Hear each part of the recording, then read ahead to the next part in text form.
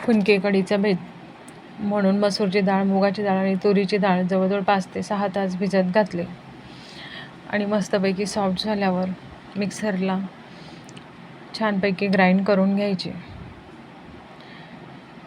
आणि सगळ्या डाळी चांगल्या वाटून झाल्यावर हिरवी मिरची, जिरं आणि लसूण आणि बऱ्यापैकी कोथिंबीर घेऊन मिक्सरच्या जारला त्याचं पण वाटण करून घ्यायचं आणि आपण ज्या डाळी वाटून घेतलेल्या आहे त्यामध्ये हे वाटलेलं जे मिरचीचं सारण आहे ते मिक्स करायचं चांगल्या प्रकारे आणि भरपूर प्रमाणात हिरवीगार कोथिंबीर घ्यायची, पण स्वच्छ धुवून मग कापून घ्यायची आणि त्यात चवीनुसार हळद, मीठ आणि थोडा सोडासुद्धा तुम्ही ॲड करू शकतात आणि नंतर अशा प्रकारे मी चमच्याच्या सहाय्याने फुनके असे स्टीमरमध्ये लावून घेते आणि 10 मिनटाच्या आतच छानपैकी फुनके तयार होतात आणि फुनके आणि कढी छान झाली आणि मस्तही लागली. आवडल्यास लाईक, शेअर, सबस्क्राईब. चला बाय. श्री स्वामी समर्थ.